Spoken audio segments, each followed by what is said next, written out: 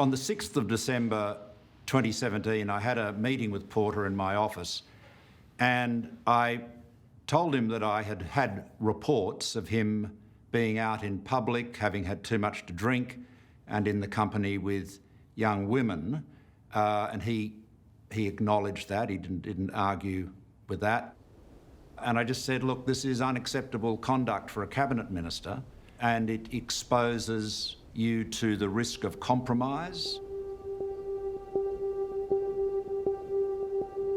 The incident that prompted the Prime Minister's concern occurred at Canberra's public bar in Manuka.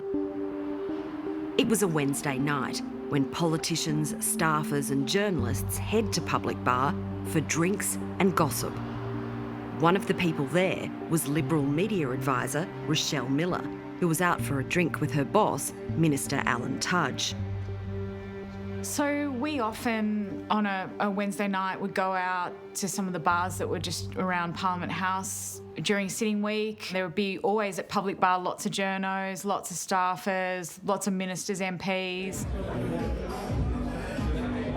Rochelle Miller spotted Christian Porter with a young woman. At the time, Mr Porter was tipped to soon become the next Attorney-General. He had a wife and toddler at home in Perth. When we were at the bar, I noticed that Minister Porter was with someone in the corner, and they were clearly very intimate. They were cuddling, they were kissing. It was quite confronting, given that we were in such a public place, and we're in a place where we had multiple press gallery journalists, multiple MPs and senators, and I was quite surprised by the behaviour. And while, you know, we all like to go out and have a drink, and sometimes people drink too much, I thought that this was probably was definitely a step too far. Mr Porter's companion was a young female staffer who was working for another cabinet minister. They were kissing and cuddling, and I remember turning around to Alan and just going, oh my God, like, cannot believe I'm seeing what I'm seeing. What are we going to do? And I sort of switched right into media advisor mode and kind of scanned the room to see, well, who else is seeing what I'm seeing and who's in the room.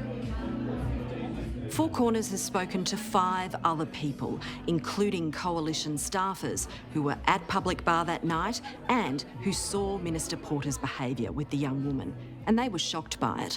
One man who witnessed it was a public servant.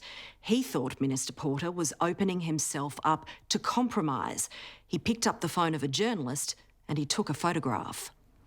We spotted a group of journalists, and I said to Alan, look, you know, there's a group of journos over there. It looks like someone's taken a picture. I saw somebody with their iPhone out.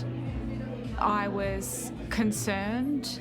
From a work perspective, I suppose it sounds quite unfeeling, but I was really worried about it ending up in the papers. It would do a lot of damage to the government. It would be a scandal that we didn't need. We were completely, really stressed out by it, and we sort of hatched a plan to, you know, head over there and actually confront them and say, look, you know, you're taking photographs. So Alan did head over, and he asked the person taking photographs to stop taking photographs.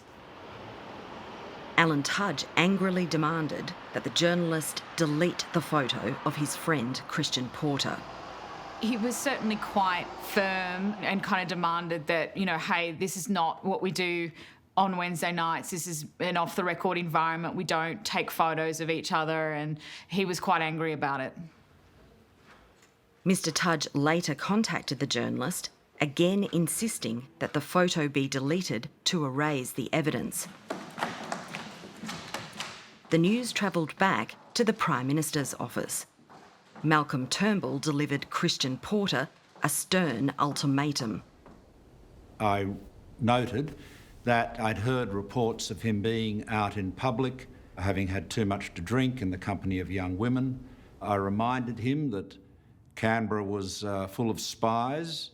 Not all of them worked for us. And of course, in the age of the smartphone, you know, pictures can be taken by anybody. So it is just not acceptable.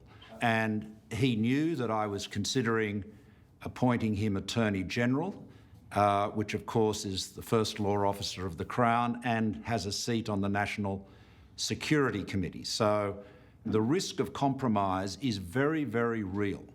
You know, it's not just the stuff of spy novels. People who put themselves into positions where they can be compromised or blackmailed are really taking risks and unacceptable risks. What was his reaction? He clearly didn't enjoy it. Nobody enjoys a discussion like that, but he took it on. He took it on board and noted it. And the message was very clear that if there was reports like that emerged in the future, that would have very, very severe consequences for his role in the ministry under my leadership. 10 days after Malcolm Turnbull delivered his warning to Christian Porter, Mr Porter posted this video with his family on his website. Our local community is such a great place to raise a family, and I'm really looking forward to working with all of the members of my local community to put some big projects and plans together for 2018. Ministers should be very conscious that their spouses and children sacrifice a great deal to support their political career, and their families deserve honour and respect. Ministers should recognise they must lead by example. Values must be lived. Politicians are entitled to private lives, of course they are. But in the workplace, they should, and in public, they should hold themselves to a really high standard. You know, you can't get away from the fact that people look up to their leaders. They look up to politicians.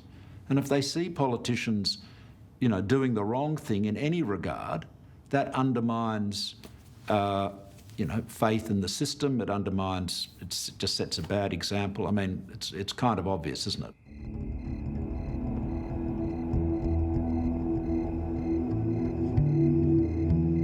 The public bar incident remained inside the Canberra bubble.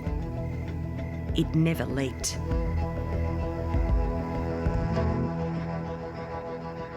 Christian Porter did not respond to Four Corners' multiple requests for an interview or answer our detailed questions. He provided a brief statement about his meeting with Mr Turnbull in December 2017. Mr Porter said that in the meeting, Malcolm Turnbull queried whether there was any accuracy to the story Mr Turnbull had heard. According to Mr Porter, the answer was no. Mr Porter's statement continues. Malcolm then promoted me to Attorney General about 2 weeks after. In my time as AG, I never had any complaint or any suggestion of any problem from Malcolm regarding the conduct of my duties as AG until the last week of his Prime Ministership, when we had a significant disagreement over the Peter Dutton citizenship issue.